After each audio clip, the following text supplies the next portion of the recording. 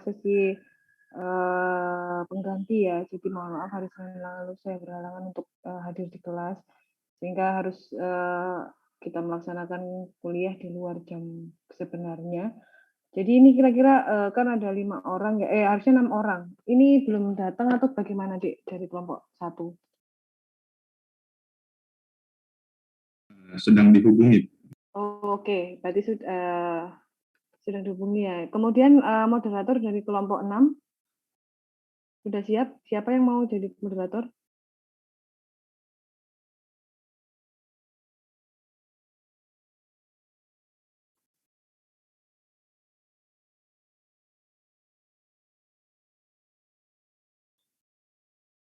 Karena yang berikutnya nanti presentasi adalah kelompok 6 ya.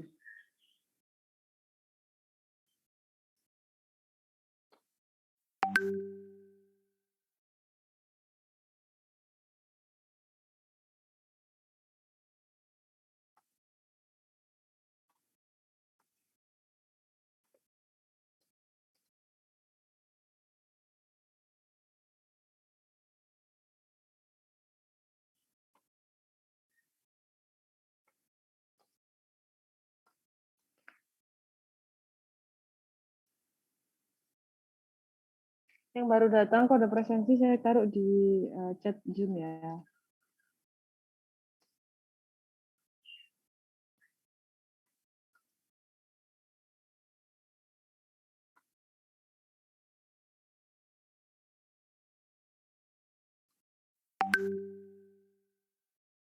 Jadi kelompok 6 ada Taufikur Rahim, Mario, Almas, Rizal.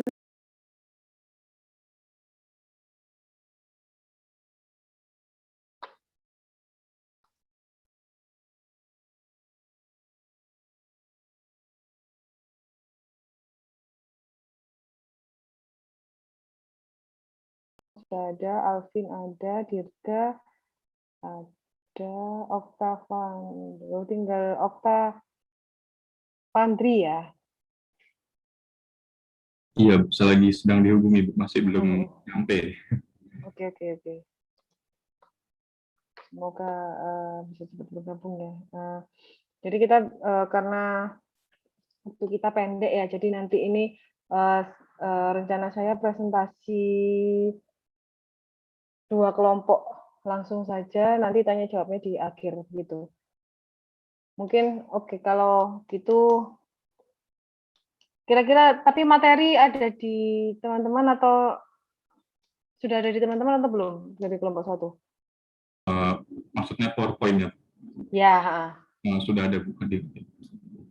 Tapi kasihan juga nanti kalau dia cuma ditinggal, karena kita saya ambil nilainya juga dari presentasi juga perorangan ya, bukan per tim. Lagi saya coba hubungi dulu, Ya. masih belum sampai. Oke, mungkin dari ini kan kelompok 1, kelompok 6, mungkin bisa saya putar aja nanti kelompok 6 dulu. Kelompok 6 lengkap?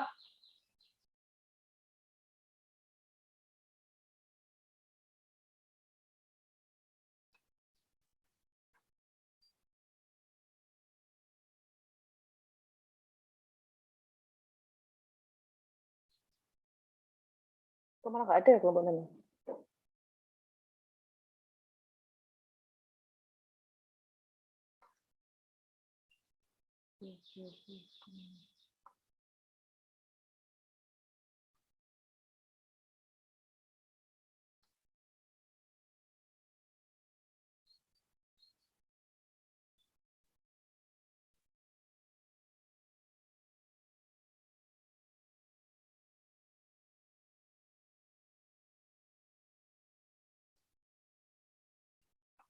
Oh iya, kelompok 6 nggak ada semua berarti di sini.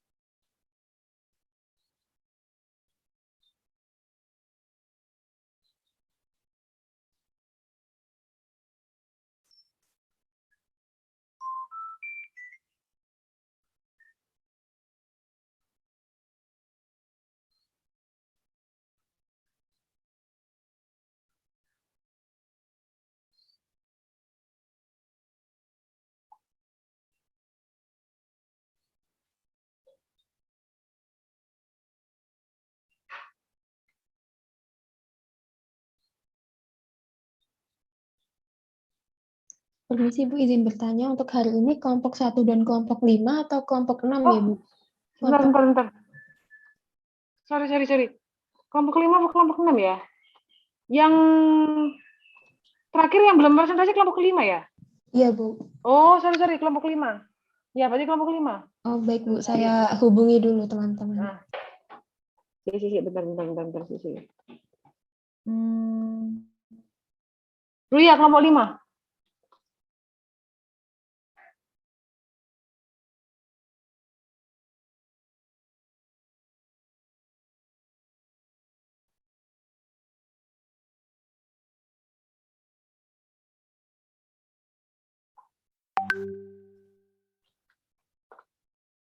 Iya, kelompok 5 ya.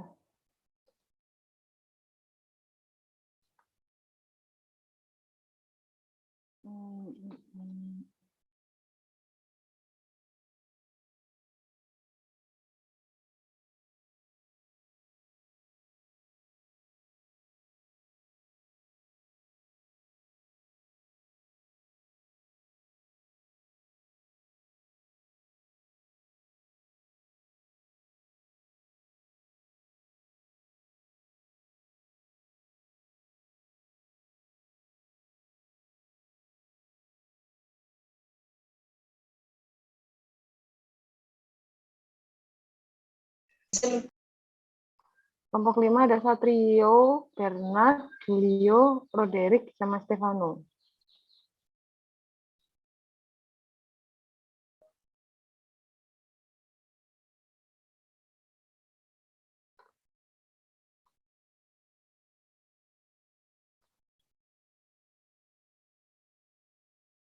Ya, dari kelompok 5 belum ngumpul juga ya?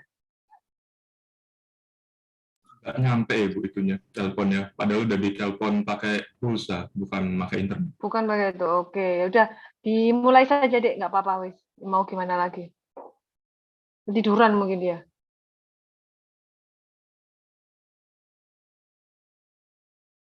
Baik, silakan dimulai presentasinya dari kelompok 1.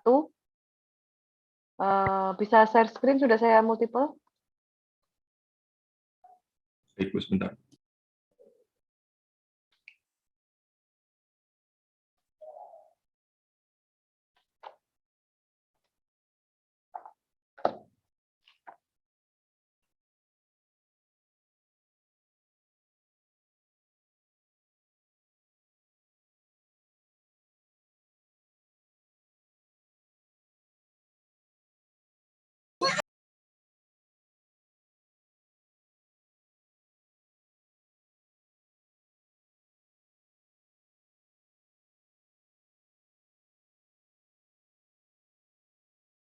Nah, apa sudah terlihat Bu PowerPoint-nya? Sudah Dek, silahkan dimulai. Oke, silakan, monggo silakan. Oke. Selamat sore teman-teman semuanya, selamat sore Bu Dini. Pada hari ini kami dari kelompok 1 akan mempresentasikan materi tentang exclusion dan juga drawing. Oke, mungkin bisa di next. Oke, pertama sebenarnya aku mau jelasin apa itu exclusion, pengertian dari exclusion itu sendiri. Nah, teman-teman mungkin di sini kalau mendengar exclusion itu sudah kebayang mungkin exclusion itu seperti apa. Eksklusi bahasa Indonesianya, sebenarnya eksklusi itu proses kompresi, di mana benda kerjanya itu atau logam biasanya itu dipaksa mengalir melalui suatu cetakan atau yang dinamai die. Nah, nanti itu tujuannya adalah untuk menghasilkan bentuk penampang yang diinginkan. Nah, jadi mungkin kalau dilihat dari gambar di PPT ini udah kebayang mungkinnya gimana. Sebenarnya prosesnya itu bisa disamain kayak apa ya? Kayak kita melakukan odol keluar dari pasta gigi itulah intinya. Jadi nanti odolnya itu bakal membentuk sesuai si tutupnya itu. Nah, kira-kira seperti inilah. Ini ada work billetnya, ini benda yang bakal kita bentuk, ada kontainernya, ada rem yang berfungsi untuk mendorong, memberikan gayanya nanti.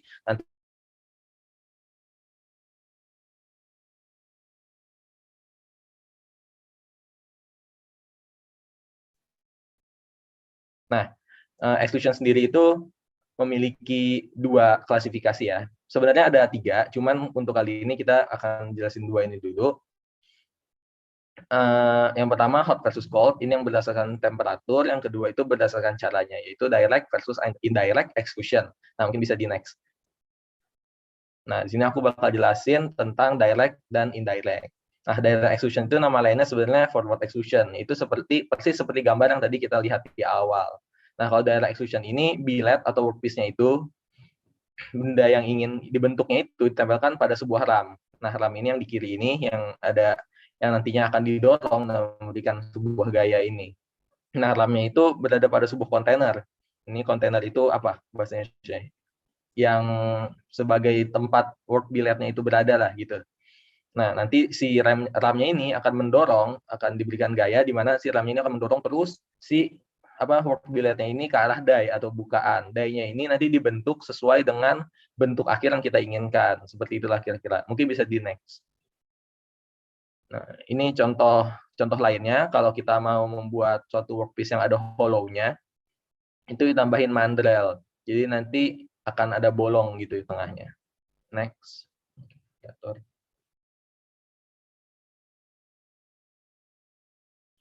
Bisa di next mungkin, no?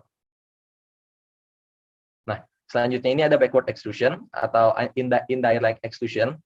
Nah, sebenarnya prinsip kerjanya sama persis, cuman perbedaannya itu ada terletak di siapa yang bergeraknya. Kalau tadi kan bisa kita lihat si ramnya ini mendorong workpiece-nya ya, didorong workpiece-nya ke arah die. Tapi kalau ini kebalikannya. Kalau ini si die-nya yang didorong oleh ram. Jadi si die-nya ini nempel di ram dan remnya ini bakal ngedorong ke arah workpiece-nya. Jadi si workpiece-nya ini diam aja di kontainer. Jadi nanti yang bergerak itu si die-nya mendorong ke arah work billet. Seperti itu. Nah, untuk cara kerjanya sama persis, dibentuknya seperti itu. Nah, mungkin next untuk melihat bagaimana cara ada hollow-nya. Nggak ada lah sebelum ini. Oke, mungkin aku langsung aja. Nah, ini contoh gambar yang kalau kalau kita mau bikin hollow. Nah, selanjutnya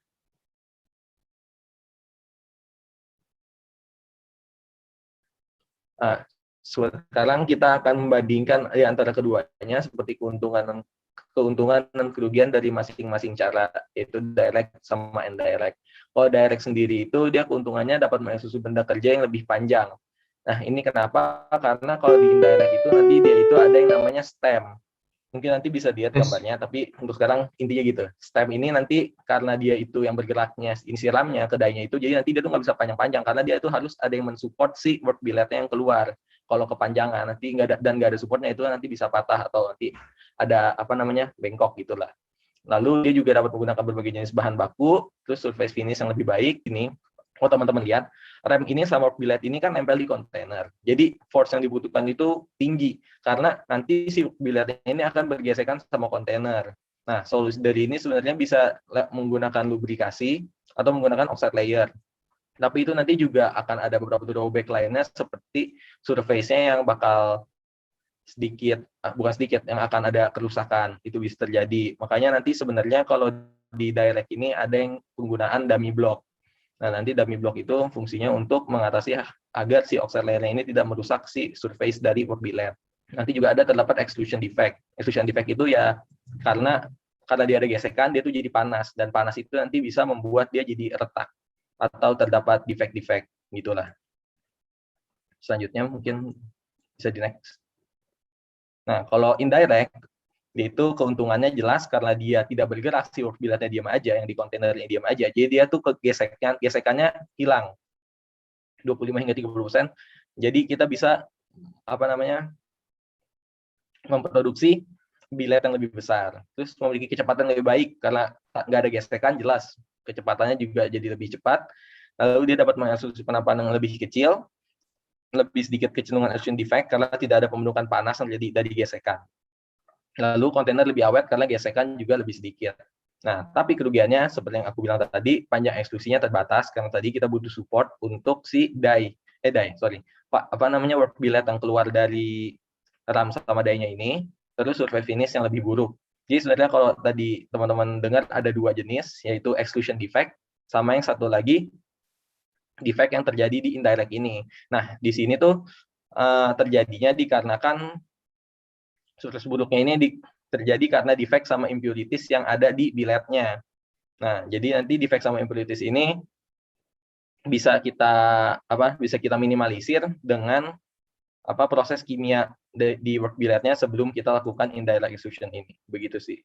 Oke, mungkin bisa lanjut di klasifikasi selanjutnya yaitu sorry, aku ada video, aku lupa, aku harus selipin video.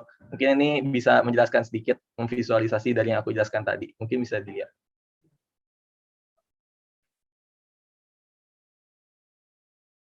This session will learn about difference between direct extrusion. Sebelumnya apa suaranya sudah masuk ya? Suara videonya. Sudah. And indirect extrusion process.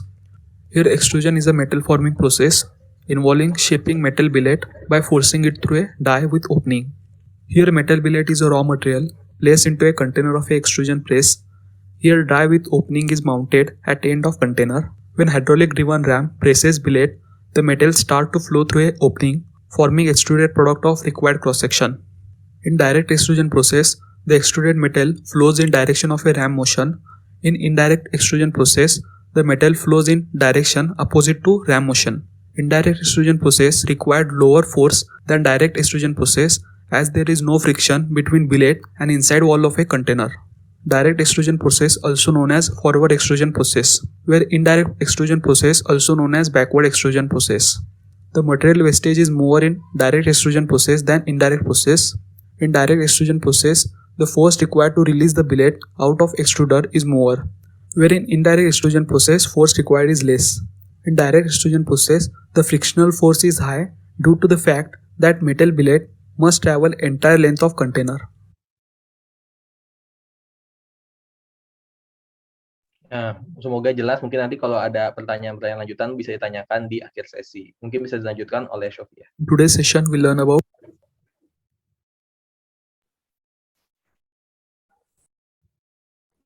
Oke, selanjutnya saya akan meneruskan dari penjelasan Dirga, yaitu hot and cold extrusion. Nah, dari judulnya aja hot and cold kan, jadi ini menerangkan tentang perbedaan di suhunya, yaitu ekstrusi panas adalah salah satu metode paling populer. Nah, untuk ini mengembangkan objek yang memiliki profil penampang tetap. Di ekstrusi ini, hot itu contohnya atau aplikasinya itu yaitu di heat sink yang diekstrusi digunakan untuk menghilangkan panas dari trafo pada cetakan. Pada sirkuit heat sink ini biasanya dirancang dengan sejumlah besar sirip. Bisa dilihat yaitu sebelah kanan itu, ya, yang ini yang warna biru tuh heat sink. Nah, untuk aplikasi selanjutnya atau proses dari hot extrusion itu di sebelah kiri. Ini sebenarnya bisa gerak ya, tapi di sini nggak gerak, tapi nggak apa-apa deh. Belum. Nah, yang cold extrusion. Nah, untuk perbedaan dari cold extrusion ini, prosesnya tuh yang dilakukan pada suhu kamar atau suhu yang sedikit lebih tinggi. Nah, kalau yang tadi kan suhunya tinggi, kalau yang ini suhu kamar atau sedikit lebih tinggi. Untuk contoh logamnya tuh ada timbal, timah, paduan aluminium, tembaga, titanium, molybdenum, vanadium, baja. Nah, untuk aplikasinya itu sebelah kiri ini ada contoh seperti mesin pembuat makanan hewan yaitu wet food. Nah, di sini adalah yang sebelah kanan itu adalah proses dari extrusion dingin. Mungkin bisa di next. Nah, apa sih perbedaan hot and cold extrusion? Nah, untuk proses pembentukan logam membentuk billet logam dengan memaksanya melalui lubang die, proses ini berlangsung di atas suhu rekristalisasi karena suhu ini ram yang digerakkan hidrolik dengan mudah menekan billet logam dan logam mulai mengalir melalui pembukaan membentuk produk ekstrusi dari penampang yang diperlukan. Nah, untuk kasus proses ekstrusi dingin ini suhu diatur di bawah suhu kristalisasi atau suhu kamar. Mungkin bisa di next. Nah, ini paling detail banget untuk perbedaan hot and cold extrusion. Untuk kelebihan hot extrusion itu membutuhkan gaya yang lebih rendah dibandingkan dengan pengerjaan dingin.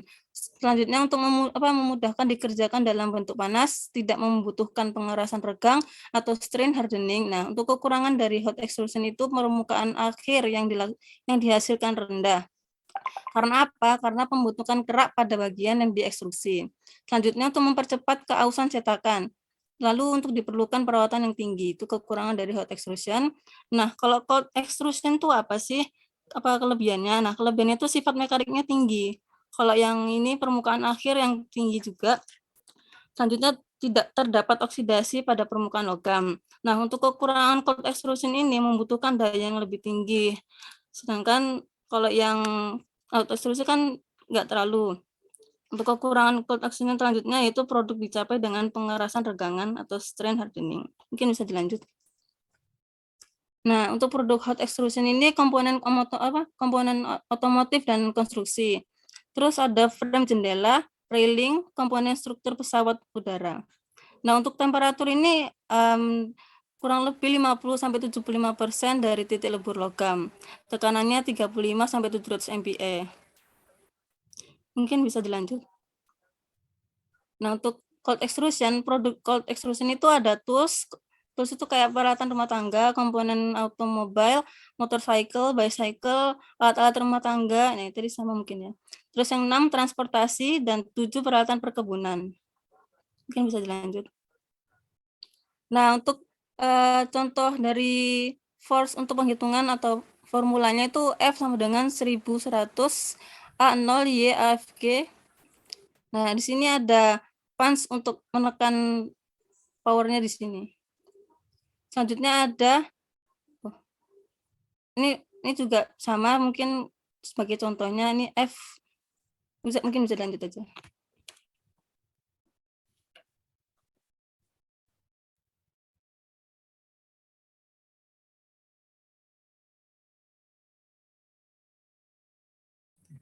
Baik, selanjutnya saya akan menjelaskan tentang analisis dari proses ekstrusi.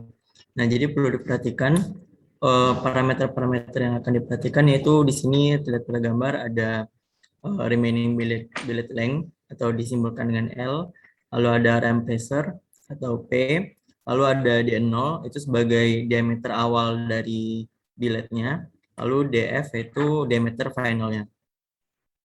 Kita boleh next.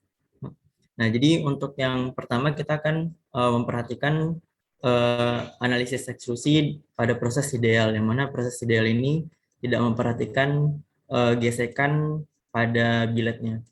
Nah, untuk yang pertama ada extrusion ratio atau reduction ratio yang dinamakan dengan RX, yaitu perbandingan antara luas penampang awal dari billet dibagi dengan luas penampang finalnya.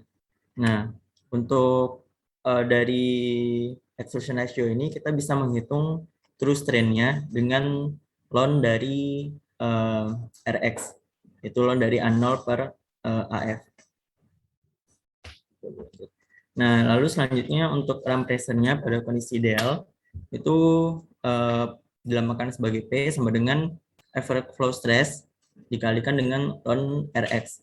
Yang mana untuk average flow stress ini rumusnya K dikalikan true strain pangkat N per 1 tambah N. Nah, untuk yang memperhatikan kondisi gesekan, seperti yang dijelaskan oleh Dirga tadi, bahwa ketika direct extrusion itu terdapat gesekan antara billet dengan sisi atas dan sisi bawahnya, sisi keluarnya. Nah, di sini timbul gesekan yang akan mempengaruhi dari ram pressure yang kita butuhkan untuk proses ekstrusi ini.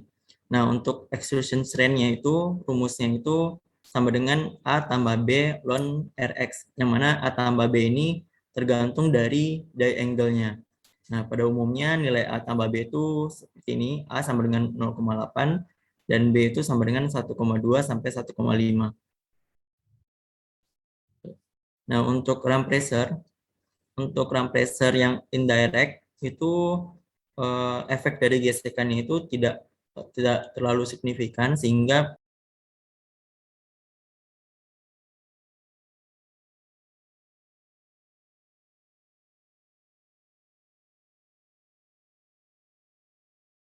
nilai terus trennya. Nah, untuk terus tren yang digunakan juga terus tren dari extrusion ratio tadi. Nah, lalu selanjutnya untuk direct extrusion terdapat perbedaan rumus, yang mana ada penambahan rumus 2L per D0, yang mana 2L per D0 ini merupakan efek tekanan akibat gesekan dengan kontainer billet. Untuk ram force, untuk keduanya baik kondisi ideal atau tidak, itu rumusnya itu P ram pressure dikalikan A0, itu loss penampang awal. Dan untuk powernya, itu power sama dengan ram force dikalikan dengan velocity-nya. Nah, ini untuk grafik perbandingan antara ram pressure dan ram stroke-nya. Nah, di sini kita lihat untuk kondisi indirect, itu karena efek gesekan tidak terlalu signifikan, maka perubahan nilai ram pressure tidak terlalu terlihat, dan kondisinya itu ram pressure dapat terlihat sebagai nilai yang konstan. Nah, untuk direct, karena terdapat efek gesekan, dan efek gesekan tergantung pada kondisi luas penampang kondisi luas permukaan yang bersentuhan dengan kontainer, maka ram pressure itu akan berkurang seiring berkurangnya luas permukaan yang terkena dengan kontainer, sehingga ram pressure-nya itu kondisi awalnya itu butuh ram pressure yang besar, lalu pada kondisi hampir bed formation terbentuk, itu ram pressure-nya makin berkurang dengan pengurangan nilai secara linear. Oke, untuk mempermudah pemahaman juga, ini ada salah satu contoh soal untuk perhitungan pada kondisi extrusion. Itu soalnya ada a billet 75 mm long and 25 mm in diameter is to be extruded in a direct extrusion operation with extrusion ratio Rx sama dengan 4.0. The extruded has a round cross section. The angle half angle equals to 90 degrees. The work metal has a strain coefficient equals to 415 megapascal, and strain hardening exponent is equals to 0.18. Use the Johnson formula with A equals to 0.8 and B equals to 1.5 to estimate extrusion strain. Determine the pressure applied to the end of the billet as the ram move forward. Nah, untuk di sini kita perlu perhatikan tadi disebutkan bahwa extrusion ini merupakan extrusion secara direct. Nah, untuk perhitungan boleh mundur lagi, no? Bentar. Untuk yang perlu dicari yaitu extrusion strain-nya dulu di awal dengan menggunakan E dan B-nya, lalu dicari pressure yang dibutuhkan oleh RAM-nya. Nah, di sini kita perhatikan dulu karena nilai pressure dari direct extrusion itu berubah seiring berkurangnya panjang billet. Nah, di sini kita akan melihat masing-masing nilai dari ram pressure berdasarkan billet yang tersisa. Di sini kita patokin itu L-nya dari kondisi awal, itu 75 mm, lalu 50, 25, lalu sampai habis. Nah, untuk yang pertama, kita tentukan dulu nilai nilai reduction ratio-nya, yaitu Rx. Tadi sudah disebutkan, lalu dicari strain terus trennya, itu ln dari Rx sama dengan ln dari 4, itu didapat nilai sekian. Lalu kita bisa cari nilai dari terus trennya, tapi dalam kondisi yang memperhatikan frictionnya. Itu dengan rumus tadi A tambah B dikalikan ln Rx. Didapatkan hasil sekian. Nah, lalu kita hitung average flow stress-nya dengan rumus yang tadi, didapatkan juga nilainya 373 megapascal. Nah, di sini dikatakan bahwa dengan pada saat panjang bilatnya itu masih 75 atau kondisi awal, itu the angle-nya disebutkan tadi di soal 90 derajat. Nah, berarti dari bilat itu diasumsikan bahwa gaya yang dibutuhkan pada saat pembukaan daya tadi itu langsung pada kondisi maksimum. Nah, jadi kita bisa menghitung nilai pressure-nya mulai dari kondisi awalnya. Karena pada kondisi awal sudah pada kondisi yang maksimum pada dari angle 90 derajat. Nah, lalu kita hitung nilai pressure ram pressure berdasarkan rumus untuk direct extrusion. Nah, didapatkan nilai sekian, lalu kita hitung untuk pada kondisi 50 mm, lalu pada kondisi 25 mm. Boleh next. Lalu pada kondisi 0. Nah, di sini pada kondisi 0 itu kenapa masih ada perhitungan ram pressure, karena sebenarnya untuk nilai L sama dengan 0 bukan berarti biletnya itu masih udah habis pada saat proses extrusion, karena bilet itu masih tersisa di posisi batnya. Nah, jadi pada pembentukan awal itu bird formation-nya sudah terbentuk, sehingga pada saat kondisi 0 pun masih ada sisa bilet yang tersisa pada kontainer. Maka didapatkan masih ada nilai dari ram pressure.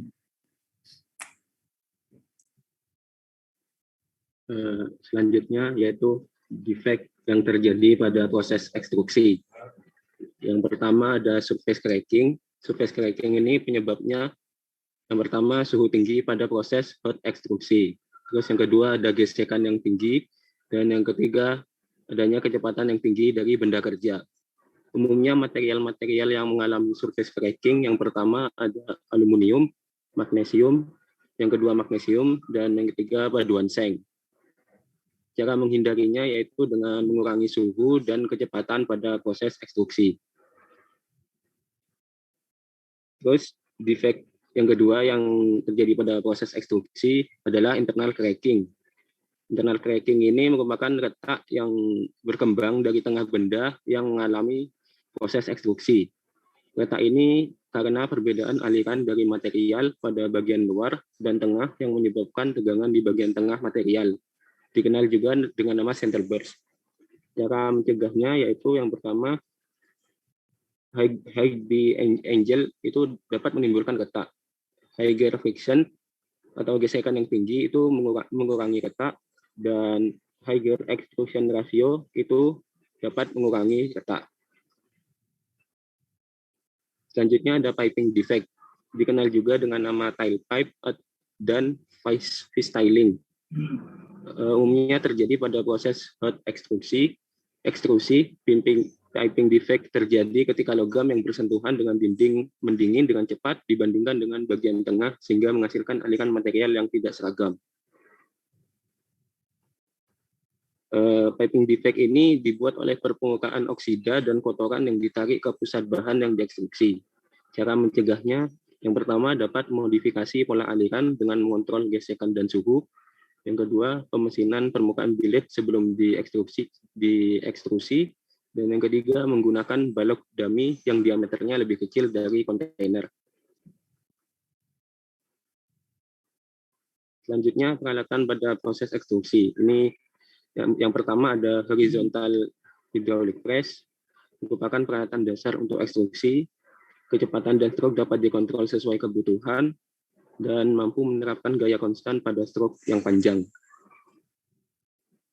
Yang kedua ada vertical hydraulic press, biasa digunakan pada cold extrusion.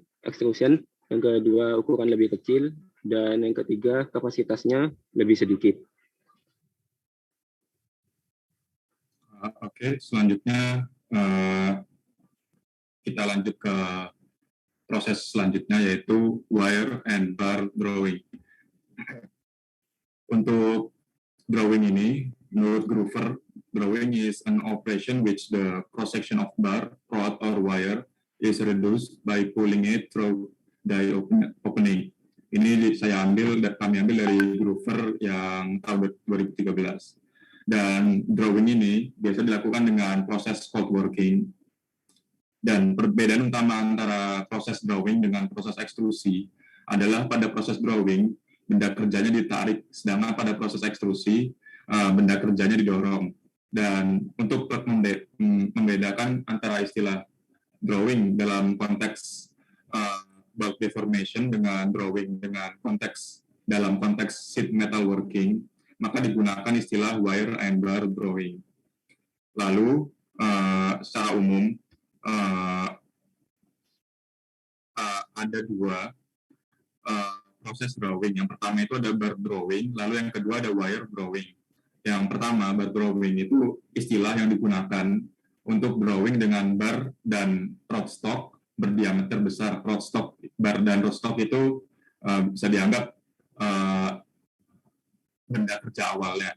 Nah, secara umum, bar drawing ini menggunakan pengerjaan single draft. Jadi kalau single draft itu dia tuh berbeda dengan yang continuous drawing ini. Lalu yang wire drawing itu istilah yang digunakan untuk drawing dengan stok berdiameter kecil. Kalau di buku itu bisa sampai 0,03 mm. Nah, secara umum menggunakan wire drawing ini menggunakan pengerjaan continuous drawing. Nah, continuous drawing itu nanti bisa dapat dilihat di video yang sudah kami siapkan. Kemudian ada drawing praktis. Drawing praktis pertama ada drawing equipment yang dipakai pada proses drawing. Dan di sini adalah gambar untuk pengerjaan bar drawing. Jadi nama alat ini biasa disebut sebagai draw bench, dan dia itu terdiri dari rack-nya, lalu ada carriage, lalu ada die stand, sama ada stoknya atau benda kerjanya, lalu ada hydraulic cylinder atau suatu alat yang menarik carriage-nya. Jadi apa sih fungsi dari masing-masing komponen di sini? Pertama, die stand itu sebagai tempat dari die-nya yang nanti akan mengurangi reduksi dari ukuran benda kerja tersebut. Lalu biasanya juga di die stand ini terdapat beberapa die sekaligus supaya dalam sekali pengerjaan itu bisa sekaligus banyak hasilnya. Lalu ada rack-nya ini sebagai tempat mengalirnya istilahnya, ya anggap aja berjalannya si carriage dan si benda kerjanya. Lalu carriage ini fungsinya untuk menarik dari si benda kerjanya, dan carriage ini ditarik oleh hydraulic cylinder atau suatu alat yang bisa menarik carriage ini. Kemudian sebentar. Nah, di sini merupakan gambaran real life-nya dari bar drawing yang tadi menggunakan istilahnya single draft operation.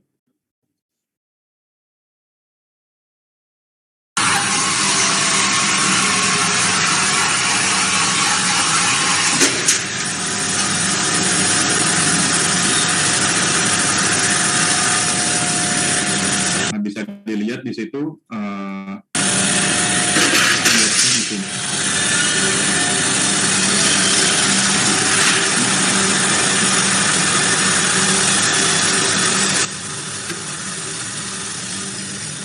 Tempat melakukan awalnya ini die stand, dan ini carriage-nya. Dan bisa dilihat carriage-nya ditarik oleh suatu alat itu.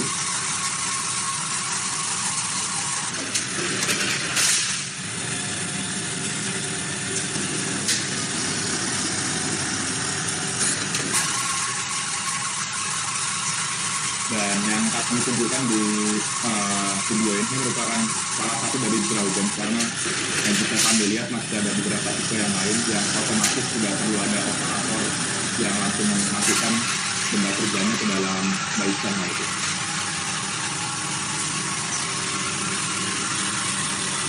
Oke, selanjutnya Semoga dengan video ini semakin jelas gambaran tentang bar drawing dan alat-alatnya itu drawbench-nya.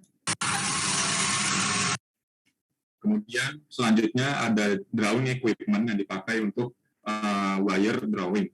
Dan di sini wire drawing ini terdiri, bisa dilihat di gambar ini, skema dari alat ini. Pertama itu ada istilahnya capstan. Nanti bisa dilihat di video yang sudah kami sediakan bagaimana bentuk aslinya capstan drum ini. Dan ada initial wire stock-nya. Bisa dilihat ini diameternya lebih besar dibanding yang final wire stock-nya. Lalu di sini ada lubrikan box-nya, ada draw die-nya, dan jadi setiap wire ini ditarik oleh capstan drumnya ini. Apa sih fungsinya capstan drum ini? Pertama, capstan drum ini digerakkan oleh motor yang berfungsi untuk menarik dari si wire stock-nya ini untuk setiap istilahnya apa ya, tingkatan draw die ini. Jadi dia tuh juga berfungsi untuk mempertahankan tegangan dari si wire stock ini. Kemudian di sini ada video real life untuk wire drawing ini.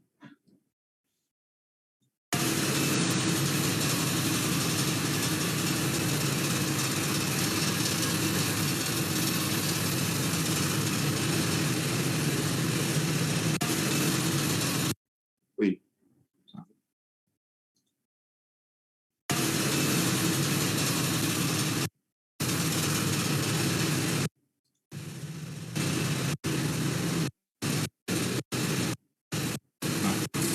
Dapat dilihat di sini ada capstan drumnya, dan di sini awalnya itu wire stocknya di sini. Lalu ditarik, dan ini ada draw die-nya dan ada lubrikan box-nya.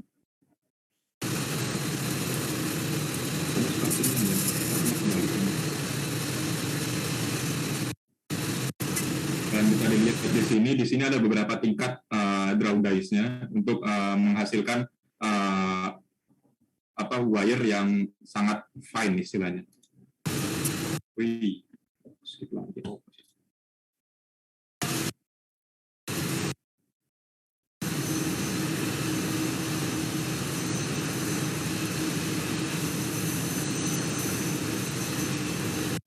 Nah, semoga cukup jelas dengan gambaran real life dari wire drawing itu. Kemudian lanjut ke drawing equipment selanjutnya, dan lebih khususnya sekarang adalah mengenai draw dies-nya. Dan secara umum, draw dies ini dibagi beberapa wilayah. Yang pertama adalah wilayah entry ini, kemudian ada wilayah approach, dan di sini di approach ini ada approach angle-nya. Kemudian ada bearing surface atau disebut juga dengan land, dan ada back relief-nya. Jadi apa sih fungsinya dari entry? Entry region ini berfungsi untuk menyalurkan pelumas ke die dan mencegah scoring pada draw dies-nya sendiri maupun pada stok yang dikerjakan. Kemudian approach itu tempat di mana proses drawing terjadi, dan land ini pada wilayah land ini itu wilayah yang menentukan ukuran akhir stoknya. Lalu pada back relief-nya ini wilayah keluarnya stok. Kemudian sedikit tambahan di sini ya, dari Carl Jian, diambil Carl Jian di situ. Sebelum preparation of work-nya, pertama ada lubrication-nya juga. Oh iya, sebelumnya dye material ini biasa dipakai dengan tool steels, material tool steels atau karbida. Dan terkadang juga untuk beberapa pengerjaan menggunakan istilahnya berlian pada permukaan kerja si dye-nya itu. Lalu untuk lubrikasinya sendiri, berdasarkan dari buku Carl Jian itu terbagi dari 4 lubrikasi. Pertama ada wet drawing. Jadi kalau wet drawing itu dies sama stoknya itu benar-benar immerse dicelupkan ke dalam lubrikannya. Lalu untuk dry drawing itu lubrikasinya itu dilapisi pada si die-nya atau pada rodnya, pada stoknya. Lalu ada metal coating. Metal coating itu stoknya itu dilapisi oleh suatu lapisan metal yang lunak. Kemudian ada ultrasonic vibration. Jadi ultrasonic vibration ini bisa mengurangi gaya yang diperlukan, lalu mengimprove surface finish dan umur dari die itu sendiri. Kemudian sebelum dilakukannya wire drawing ini, perlu dilakukan beberapa persiapan pada benda kerjanya tersebut. Yang pertama itu ada annealing. Annealing ini untuk meningkatkan ductility dari si stok itu supaya bisa ditarik gitu istilahnya. Lalu ada cleaning. Cleaning ini untuk membersihkan dari kotoran-kotoran yang mungkin menempel pada stoknya, dan ini fungsinya untuk mencegah kerusakan pada permukaan stok maupun die. Lalu pointing. Pointing ini pengurangan diameter pada ujung stok yang akan dimasukkan ke die, supaya nanti dia bisa masuk ke die-nya itu sendiri dan bisa ditarik oleh carriage. Kemudian ada tube drawing. Jadi selain drawing itu bisa memproses benda kerja yang solid seperti tadi di video itu, tube drawing juga bisa memproses benda kerja yang sudah dalam berupa tube. Dan yang pertama itu ada ini merupakan tube drawing yang paling simple, bisa disebut juga dengan tube sinking. Jadi tube ini fungsinya untuk mengurangi diameter ukuran dari tube awal menjadi tube diameter yang diinginkan. Namun kekurangannya dia tuh kurang bisa mengontrol diameter dalam dan ketebalan dari si pipa ini. Maka untuk mengatasi kekurangan itu digunakan istilahnya mandrel. Jadi mandrel ini ada dua. Yang pertama ada fixed mandrel yang A ini, lalu ada floating plug mandrel. Dengan menggunakan mandrel ini bisa mengatasi kekurangan yang tadi yang kekurangan tanpa menggunakan mandrel, yaitu bisa lebih mengontrol bagaimana diameter dalam suatu pipa maupun ketebalan pipa itu. Nah, karena fixed mandrel ini istilahnya itu terlimitasi oleh istilahnya gagangnya ini, gagang mandrelnya ini, maka dia membatasi panjang tube yang bisa digunakan pada drawing proses. Maka jika yang ingin tanpa limitasi tersebut bisa menggunakan yang floating plug mandrel ini. Kemudian saya serahkan kepada Alvin, monggo, untuk analisis drawing. Oke, makasih Agno. Selanjutnya ada analysis of drawing. Oke, next.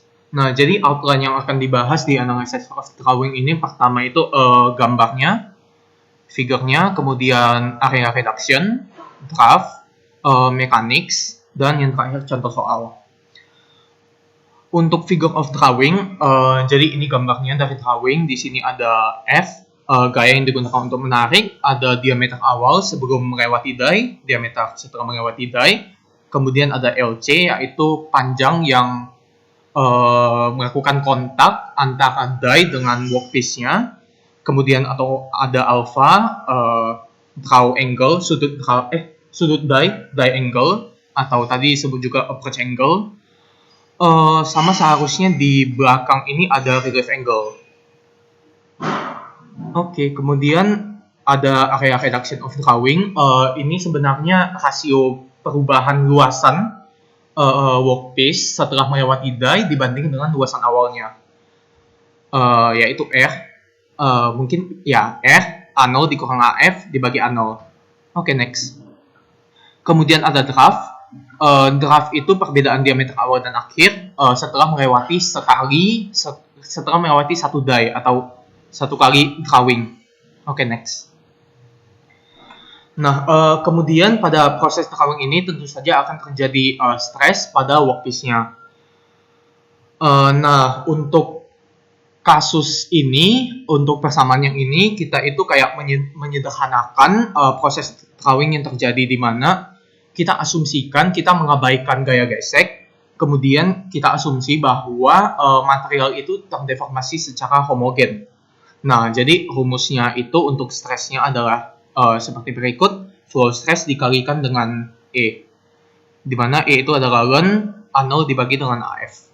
Dan flow stress itu ya KE pangkat N dibagi 1 plus N, di mana N itu strain hardening exponent. Oke, next. Nah, kemudian jika kita mengembangkan lagi rumus yang tadi, kita pertimbangkan gaya gesek, dan kita pertimbangkan faktor bahwa deformasi yang terjadi itu tidak sempurna atau tidak uniform, tidak homogen. Di sini ada persamaan dari buku persamaan dari buku Groover oleh Skye.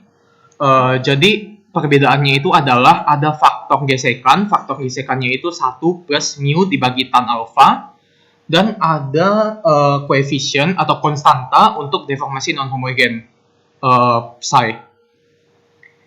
Oke, next. Nah, di mana psi itu ada rumusnya juga 0,88 plus minus 0,12 D dibagikan dengan LC, di mana D itu adalah diameter kata-kata workpiece. Jadi diameter sebelum drawing dan sesudah drawing dibagi 2, dan LC yang panjang kontak tadi antara workpiece dan die itu adalah D awal dikurangi D akhir dibagi 2 kali sin alpha. Nah, selain itu untuk throw stress, saya lihat ada juga versi lain dari persamaan ini. Ini saya ambil dari buku Karl Park-Jian. Ya, jadi di sini perbedaannya adalah untuk persamaan Skye tadi, alfanya itu menggunakan derajat, kalau persamaan ini alfanya dalam radian.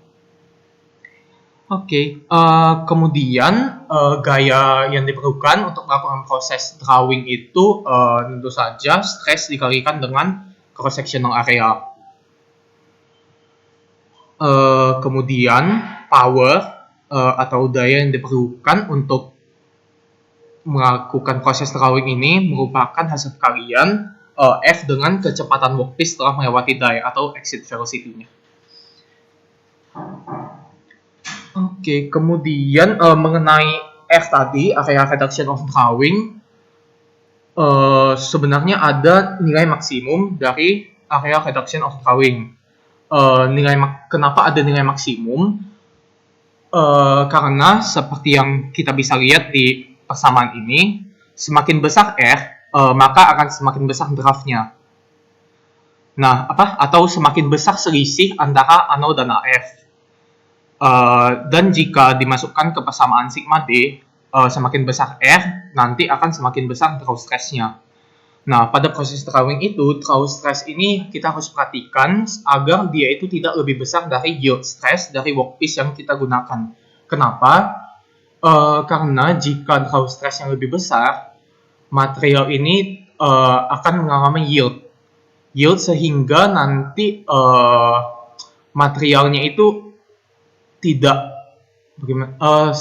materialnya bukan melewati die dan mengecil, tapi malah tertarik. Nah, kemudian ini ada persamaan dengan asumsi bahwa metal yang digunakan memiliki sifat plastis sempurna, strain hardening eksponennya 0 karena sudah tidak bisa strain hardening lagi ya, plastis sempurna. Deformasi ideal, psi-nya 1.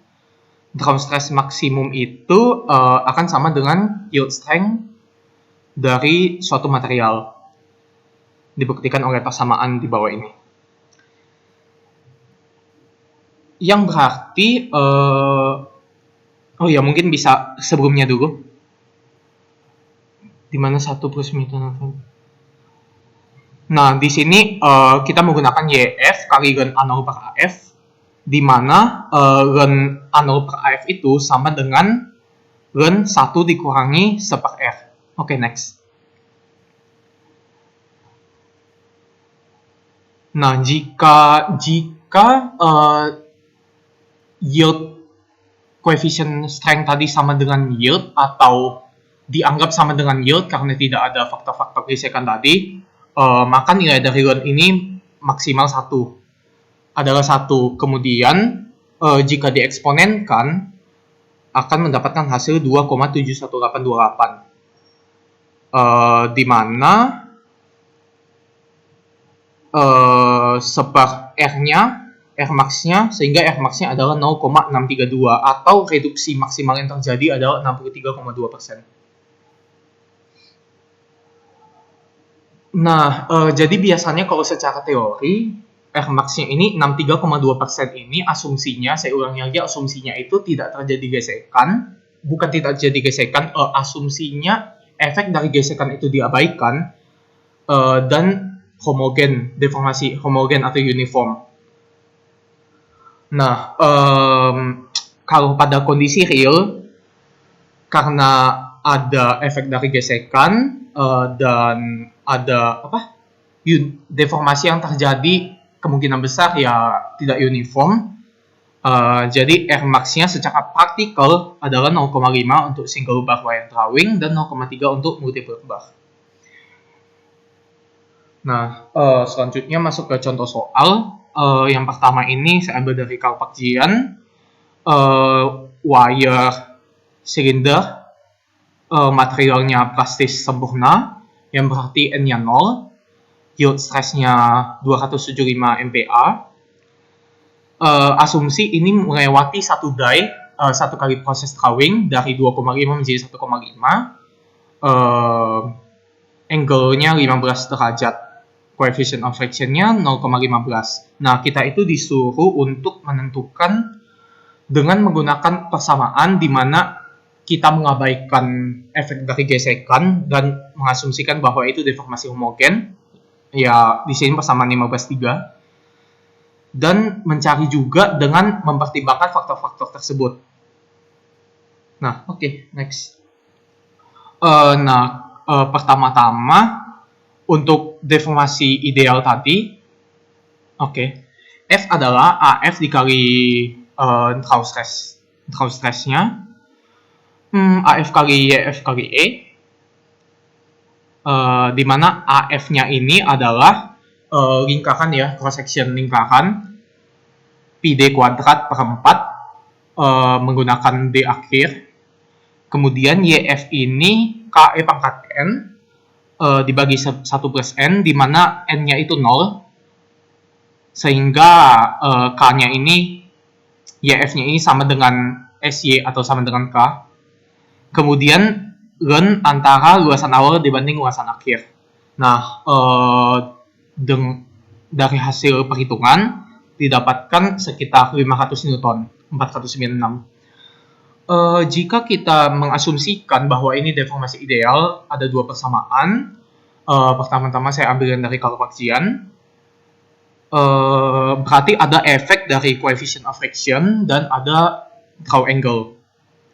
Draw angle-nya ini 15 derajat, harus diubah dulu ke radian, dikali pi per 180. Prosedurnya mirip dengan yang tadi, beda rumus saja, didapatkan bahwa gayanya itu lebih besar, sekitaran 860-an Newton. Nah, jika menggunakan persamaan Lesch kurang lebih sama, hasil F-nya lebih besar juga, 777,27 Newton dengan menggunakan persamaan yang Skay. Oke, next.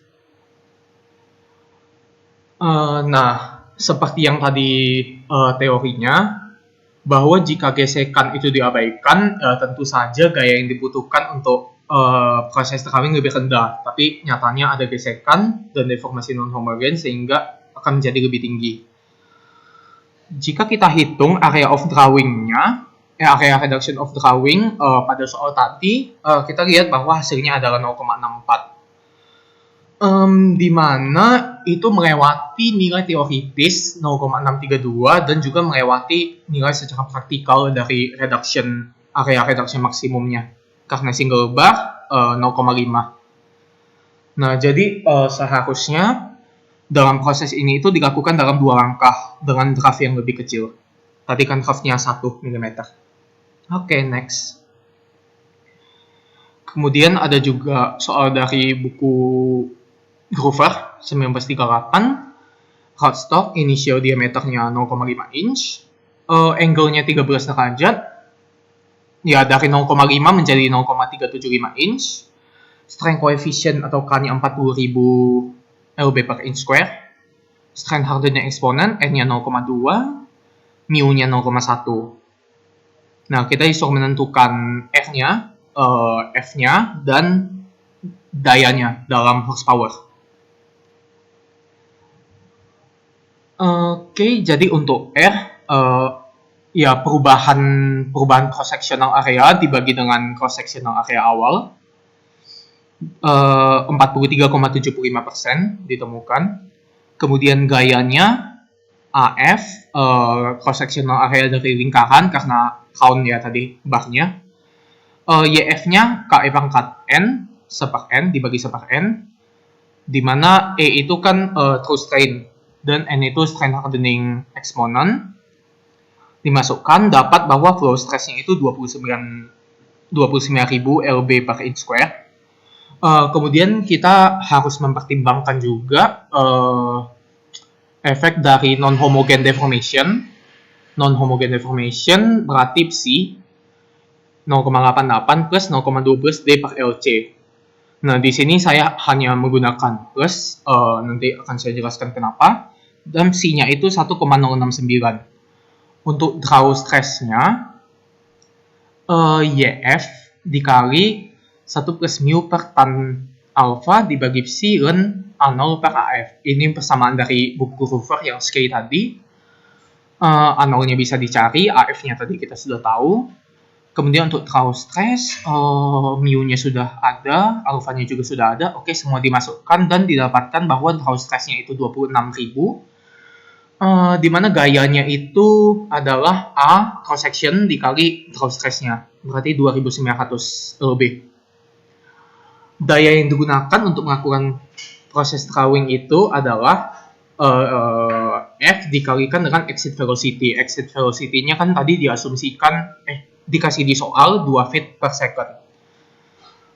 Dapat 5.800 lb/feet per second, di mana 1 horsepower itu sama dengan 550 lb/feet per second.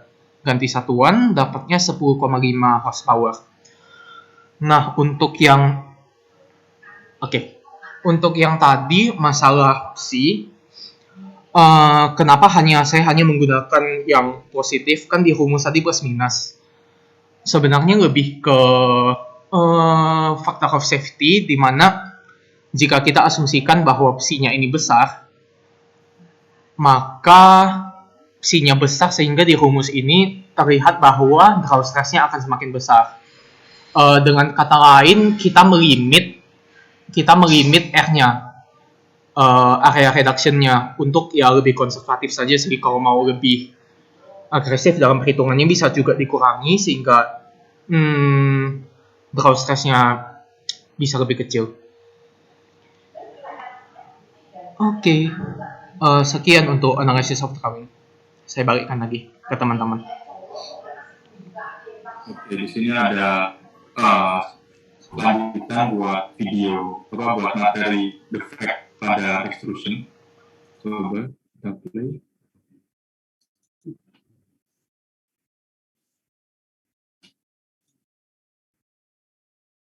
Defects.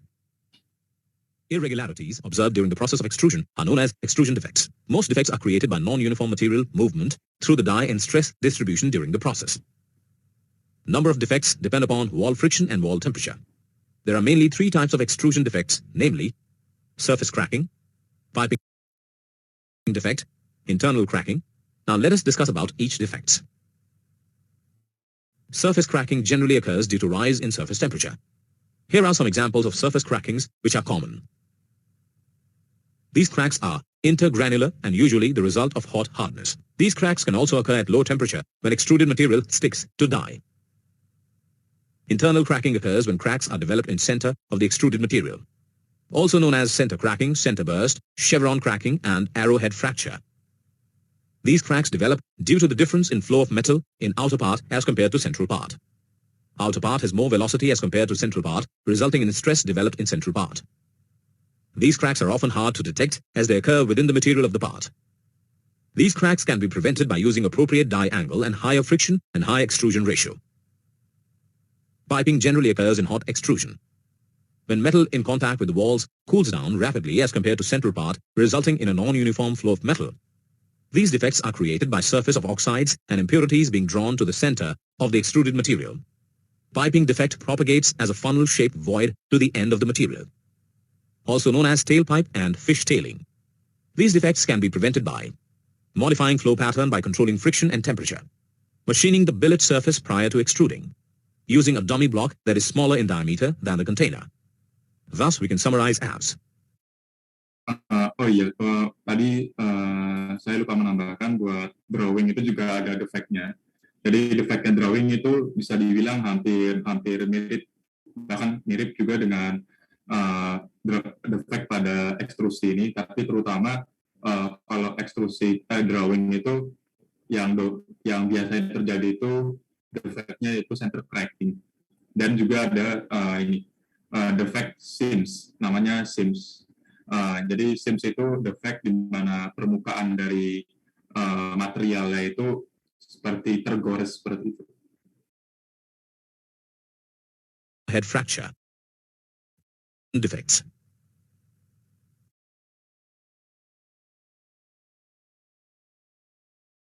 Sama ini video yang terakhir. Ini adalah real life dari ekstrusi itu sendiri.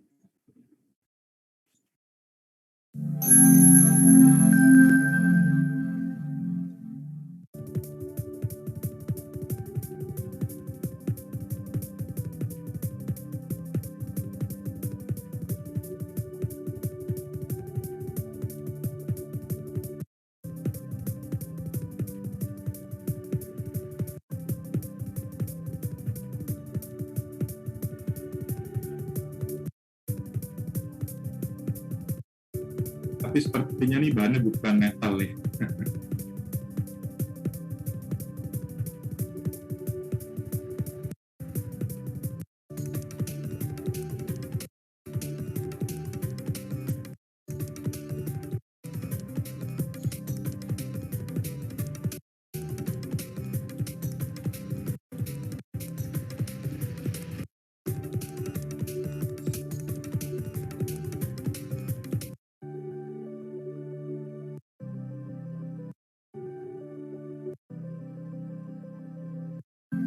Oke, dengan berakhirnya video ini juga berarti berakhirnya presentasi kami. Terima kasih atas perhatiannya. Mungkin maaf juga apabila ada banyak kurang-kurangnya juga dan kesalahan-kesalahan kami lainnya. Mungkin kami kembalikan ke Bu Dini. Baik, terima kasih kelompok 1. Mungkin teman-teman ada pertanyaan berkaitan dengan presentasi temannya tadi. Mungkin ada yang ingin bertanya, silahkan ya. Bisa resen, ini ada yang resen, Jeremia. Silahkan Dek, diutarakan pertanyaannya. Ya, terima kasih Bu atas kesempatannya. Perkenalkan, saya Julio dari kelompok 5. Mau bertanya, jadi seperti yang kita tahu kan, ekstrusi itu bisa dilakukan bisa diproses pada bahan yang rapuh. Karena proses ekstrusi ini kan hanya terjadi tegangan normal saja, tidak ada shear stress-nya. Nah, untuk bahan rapuhnya ini apa saja ya?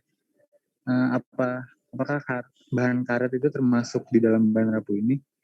Jika iya, mungkin bisa dijelaskan sedikit proses ekstrusinya. Jika tidak, bisa dijelaskan mengapa. Terima kasih.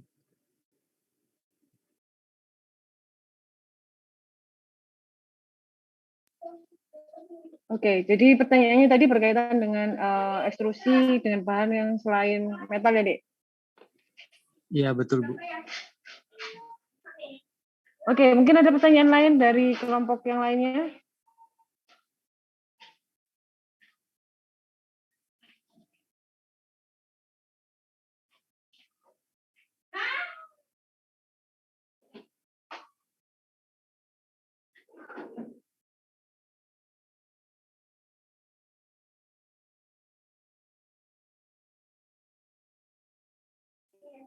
Ada yang mau dijawab langsung kelompok 1?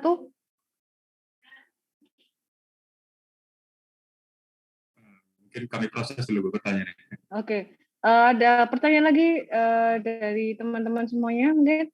kelompok yang maksudnya dari peserta yang lain.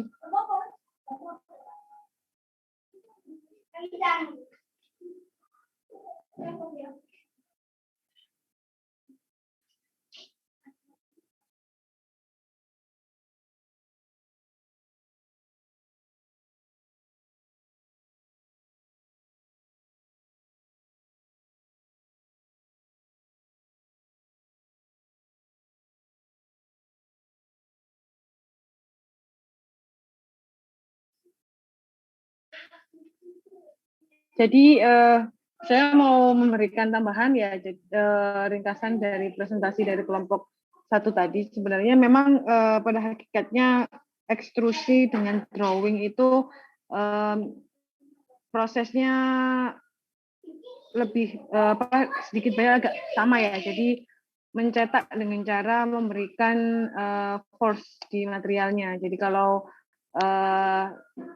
kalau extrusion itu kita dorong ya, kita dorong materialnya, kemudian kalau ekstrusi itu ditarik. Nah, untuk kecepatan tarik dari drawing itu juga ditentukan dari kira-kira flow stress atau flow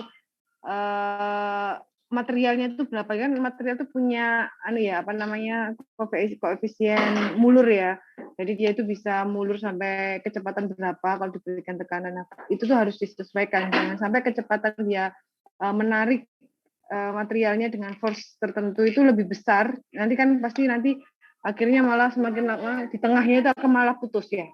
Kalau semua dia terlalu kuat atau terlalu cepat, mulurnya itu tidak flow stressnya dari material itu kurang sesuai, itu bisa putus di tengah jalan. Nah, itu memang dibutuhkan analisa di situ untuk sebelum melakukan proses drawing.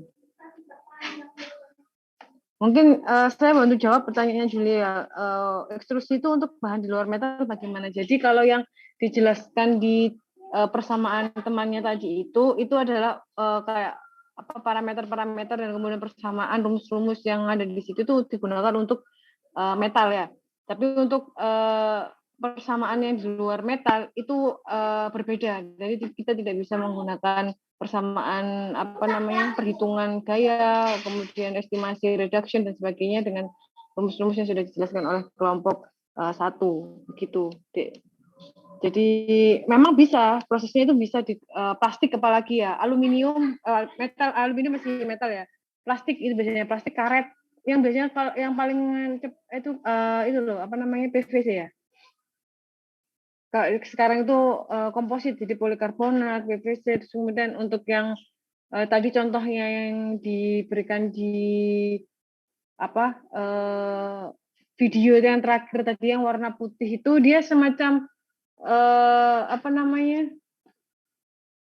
dia itu plastik komposit, jadi dia itu ada campuran metalnya juga, tapi dia ada plastiknya. Jadi komposit, dia komposit itu kalau semua sekarang kan fiber ya, macam-macam yang dikembangkan kan fiber itu. Fiber mulai dari fiber yang dia berserat, ada yang bubuk dan sebagainya. Nah, itu salah satu pengembangan dari material-material yang sekarang ada itu. Itu juga bisa dilakukan dengan proses ekstrusi.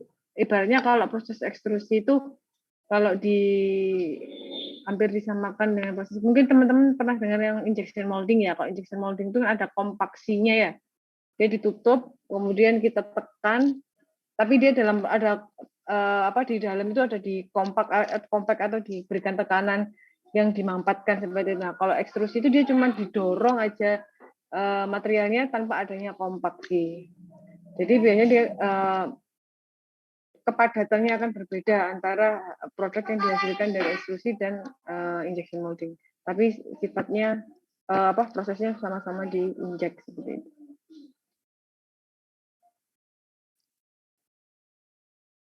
Ada pertanyaan lagi mungkin yang ingin disampaikan teman-teman?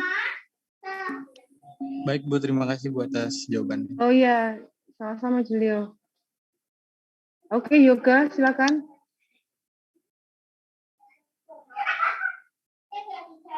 Yoga, silakan Dek. Ada pertanyaan? Permisi Bu, apa saya terdengar Bu? Saya terdengar. Baik Bu, Tadi kan saya ingin bertanya, Bu. Nama saya Yoga Firnanda dari kelompok 5. Kelompok 8 maksud saya. Tadi kan dijelaskan, Bu, kalau proses extrusion itu ada yang hot dan cold. Nah, itu kapan menggunakan hot extrusion sama cold extrusion itu, Bu? Ya, itu tadi sudah juga dijelaskan oleh temannya ya. Jadi kalau hot itu kita harus memanasinya sampai temperatur berapa ya, sampai batasnya itu di mana, itu sudah dijelaskan oleh Sofia ya tadi ya yang menjelaskan. Jadi hot itu dia di atas temperatur rekristalisasi, kalau cold dia di bawah. Nah, pertimbangannya kapan kita menggunakan hot dan cold itu adalah tergantung dari materialnya. Kita lihat material yang kita gunakan apa. Contohnya, kalau seumpama kita mau melakukan ekstrusi untuk material steel ya, baja, dan dibandingkan dengan material aluminium dengan mesin yang sama. Mungkin mesin itu kita bisa force yang kan mesin itu punya force yang bermacam-macam ya. Jadi setiap jenis mesin itu punya force atau minimal dan maksimal force yang bisa dia berikan atau dia bisa hasilkan begitu. Nah, di situ kita harus bisa tahu kira-kira kita melakukan perancangan dan kita hitung dulu material ini bisa nggak dengan bentuk yang kita berikan ya, dengan perubahan yang kita berikan, reduction-nya berapa, kemudian kira-kira kalau dari diameter 10 cm ke 1 mili begitu ya kan sangat drastis sekali. Nah, itu kita kuat nggak mesinnya. Nah, itu harus dihitung dulu. Nah, di situ nanti akan ketemu kira-kira force-nya berapa, atau kita bisa membalik seperti kalau kita bicara tentang perancangan ya. Kalau perancangan kan kita balik biasanya kan ya, kita butuhnya itu mesin yang berapa. Nah, kita balik, kita punya mesin ini kira-kira material awalnya berapa. Nah, itu biasanya untuk yang hot dan cold itu kan mempengaruhi sifat yield-nya ya, strength-nya kan akan berbeda. Antara strength kalau dia panas dengan kekuatannya dia ketika dia dalam suhu ruang itu akan berbeda. Nah, itu yang dilihat. Jadi kalau semua steel ya, kita punya steel sama aluminium, kita punya alat mungkin 300 Newton ya, dia bisa cold aluminium dengan mudah. Karena aluminium kita tahu bahwa dia yield strength-nya sangat rendah ya. Strength-nya dia rendah, yield strength-nya dia rendah dibandingkan steel. Nah, sedangkan steel kita coba dengan cold, itu kemungkinan akan ada masalah dalam proses itu karena yield strength-nya dia tinggi. Jadi untuk bisa mendapatkan kualitas yang bagus, maka kita perlu melakukan pemanasan material itu. Kita panasi dulu agar strength-nya dia turun, kekuatan materialnya dia turun, dan kita bisa dengan mudah untuk mencetak dengan dorongan 300 Newton itu tadi dari mesin yang sama. Gitu. Jadi kita lihat, ya, jadi dari kekuatan materialnya ya. Jadi yang pokoknya sifat material itu kan kalau dipanaskan pasti dia akan menurun ya kekuatannya. Itu kita semua sudah tahu, semua metal yang dipanaskan akan menurun kekuatannya.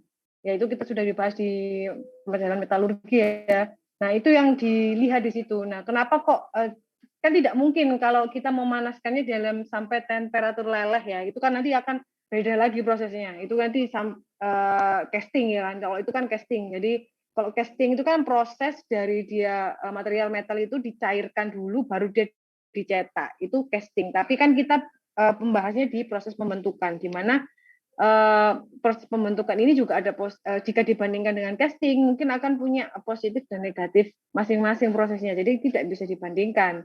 Nah, itu kita maunya seperti apa. Jadi kalau bentuknya itu memang mudah dibuat dengan proses pembentukan saja tanpa casting ya, baik kita lakukan casting. Lakukan proses pembentukan gitu. Kalau semua casting itu kan berarti kalau kita butuh benda yang ruwet sekali ya kan, kita tidak mungkin bisa melakukannya dengan proses pembentukan. Misalnya hanya casting atau proses pemesinan, mungkin proses pemesinan akan lebih mahal karena kan proses pemesinan itu untuk yang benda kompleks itu kan otomatis harus mesinnya harus sangat baik ya. Nah, itu mahal, nggak punya dia teknologi itu, jadi dia harus proses casting. Ya sudah, berarti dia melakukannya dengan proses casting. Nah, kalau proses casting itu pasti dia akan dicairkan dulu sampai cair, baru dicetak. Ya, jadi nanti ada kenapa kok proses pembentukan ini ada hot dan cold, dan ketika hot itu tidak bisa kita panasi sampai dia mencair, karena kalau mencair sudah beda lagi prosesnya nanti. Oke ya. Baik Bu, terima kasih Bu. Ya, sama-sama Yoga. Ada pertanyaan lagi, Dek? Silakan.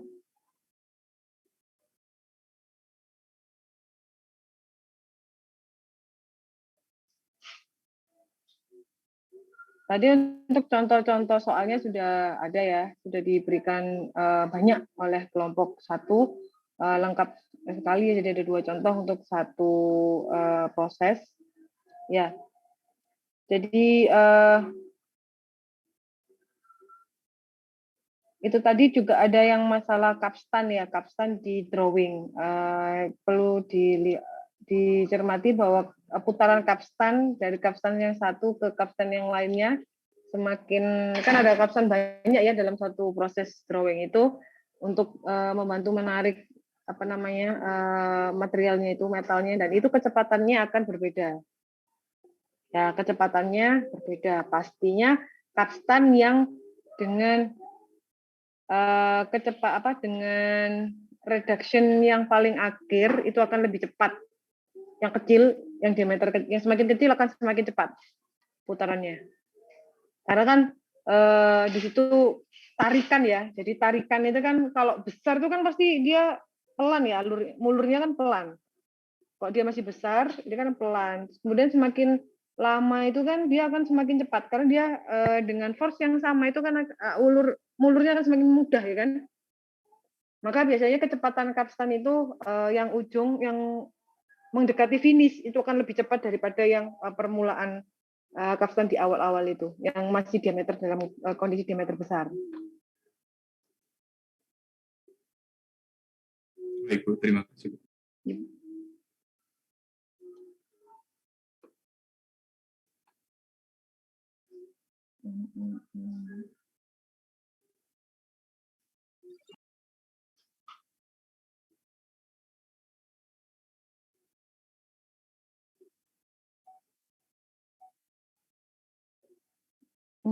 Oke. Karena ini kelompok 5 tidak bisa presentasi hari ini, jadi nanti kelompok 5 akan presentasi di hari Senin depan ya, karena memang ada beberapa orang yang berhalangan, jadi tidak bisa presentasi hari ini. Oke, ada pertanyaan lagi? Yang presentasi tadi juga bisa bertanya ya, kalau semua ternyata pada saat kalian membuat materi itu tadi ada yang mungkin mau ditanyakan begitu.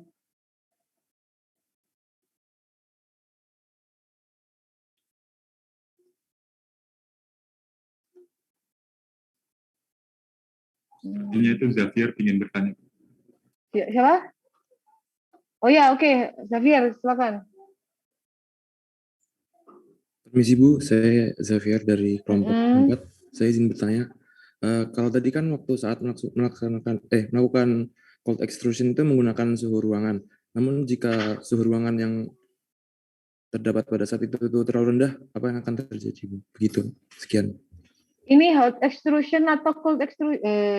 Cold extrusion deh yang di temperatur ruang. Maksudnya gimana? Iya, cold maksud saya Bu. Cold ya? Iya. Oke. Jadi untuk menentukan cold dan hot extrusion itu kan berdasarkan temperatur ya. Nah, temperaturnya itu saya dulu itu pernah punya contoh begini.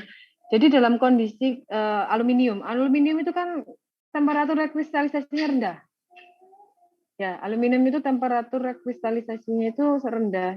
Jadi terkadang kita dalam kondisi yang room temperature aja, tapi dalam pada saat kondisi panas, ya pada saat kondisi yang musim panas, begitu ya. Jadi memang temperatur tinggi pada saat kondisi itu aluminium bisa terjadi proses hot extrusion atau hot working. Karena dia pada saat itu dia sudah berada di temperatur rekristalisasinya dia. Saya lupa temperatur rekristalisasinya aluminium itu berapa. Jadi itu bisa terjadi karena timah itu kan rendah ya, timah aluminium. Ya, timah itu termasuk timah aluminium itu begitu. Jadi dia meskipun kita panaskan nggak kita panaskan, cuman kena temperatur ruang gitu aja pada saat kondisi yang panas, apalagi dalam musim panas begitu, itu dia bisa kita kategorikan sebagai hot extrusion. Dan biasanya untuk material yang seperti itu antara proses antara hot dan cold itu tidak terlalu berbeda jauh, karena dia kan kekuatannya sangat rendah ya. Jadi meskipun kita proses dengan hot ataupun cold itu tidak menghasilkan perbedaan yang jauh berbeda bendanya. Itu karena dia memang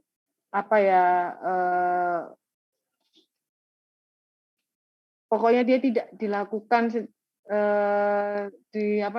sampai cair begitu. Pokoknya jangan sampai dia mencair. Tapi terlalu tinggi dari temperatur rekristalisasi pun juga tidak baik ya, Dek. Karena kan kalau benar-benar mendekati cair juga agak dia gitu tadi seperti yang contohnya tadi. Jadi dia waktu didorong itu dia melengkung langsung kayak gitu. Ya, jadi dorong melengkung. Tadi kan kalau yang contoh video tadi itu prosesnya bertahap. Jadi pertamanya dia memang dibuat, mungkin yang pertama itu dia pakai hot, jadi dia lemas. Kemudian setelah itu diarahkan dia ke cetakan berikutnya. Jadi dia sambil extrusion, jadi sambil extrusion itu tadi dia juga melakukan drawing dan juga ada penggabungan. Jadi ada 2 die gitu pada saat proses panas itu dia digabungkan itu, jadi dia nyatu gitu. Ditekan dengan cara ditekan. Jadi untuk yang kompleks seperti sirip yang tadi ada contoh dari Sofia ya, jadi ada kayak sirip-sirip atau finnya mesin itu ya, yang pada saat hot extrusion itu, nah itu cuma bisa dilakukan di hot extrusion. Kalau cold extrusion mungkin hasilnya nggak akan bisa seperti itu. Ya, jadi semakin banyak reduction-nya itu tadi cross section areanya ya, semakin besar yang diubah di change itu akan semakin besar tekanan yang dibutuhkan, ataukah kalau ingin tetap sama tekanannya kita harus melakukan proses hot.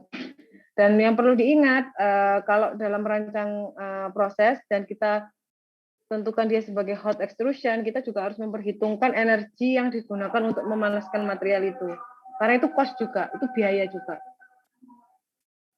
Ya, itu juga biaya. Jadi cold itu lebih murah biayanya daripada hot karena kita tidak perlu energi, cuma tekanannya itu harus besar.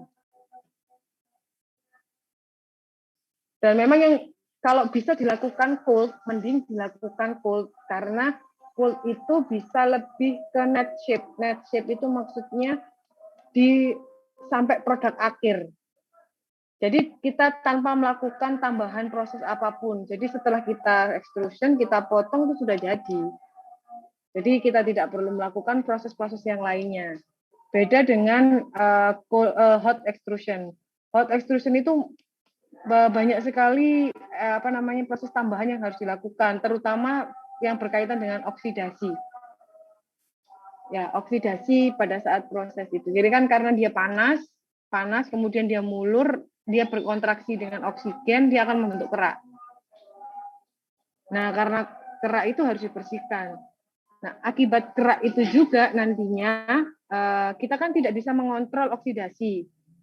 Ya, maksudnya ketebalan dari kerak itu berapa. Nah, itu biasanya ukuran yang didapatkan dari hot extrusion itu kurang cermat. maksudnya kalau kita gunakan toleransi begitu ya, toleransinya itu tidak bisa sangat tinggi. Jadi dia untuk benda-benda yang toleransinya rendah itu pakai hot extrusion. Kalau mau yang tinggi kita harus pakai cold extrusion.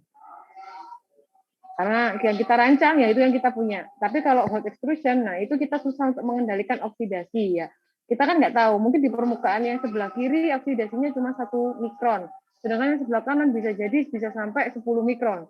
Kalau kita habiskan semua, ya kan pasti akan nanti shape-nya akan berbeda. Gitu. Jadi kan memang harus rata ya kan permukaannya. Harus memang benar-benar habis oksidasinya. Dan setiap permukaan bisa beda oksidasinya.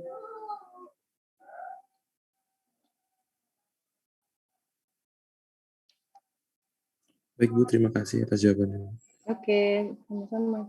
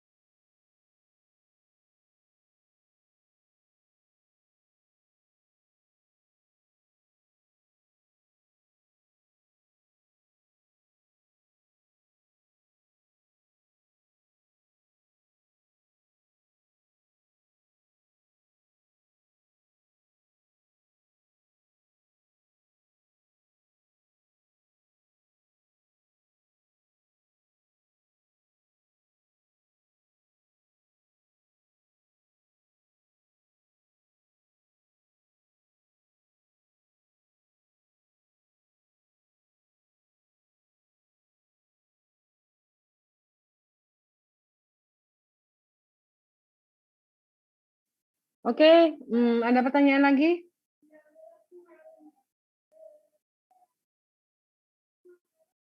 Baik, kalau tidak ada mungkin bisa saya akhiri ya, karena kelompok kelompok 5 belum ada yang berhalangan hadir, jadi kita postpone ya di Senin depan. Baik, ya berarti kalau tidak ada pertanyaan, saya akhiri ya kelas kita sore hari ini. Baik. Oke, terima kasih kelompok 1 sudah melakukan presentasi mengenai ekstrusi dan drawing. Terima kasih atas penjelasan yang lengkap dan video yang cukup banyak ya, jadi lebih jelas kita bisa membayangkan proses ekstrusi dan drawing karena kita tidak punya mesin itu di kampus ya. Kita tidak punya mesin itu di kampus. Jadi teman-teman bisa memberikan gambaran yang lebih banyak ke teman-teman yang lainnya dan saya pada proses ekstrusi dan drawing. Oke, baik, saya cukup sekiankan pertemuan kita hari ini. Mohon maaf jika ada kesalahan. Saya tutup kelasnya. Wassalamualaikum warahmatullahi wabarakatuh. Waalaikumsalam warahmatullahi wabarakatuh. Terima kasih banyak, Bu. Sama-sama teman-teman. Maaf ya, jadi harus tunda-tunda kelas. Baik. Oke, yuk.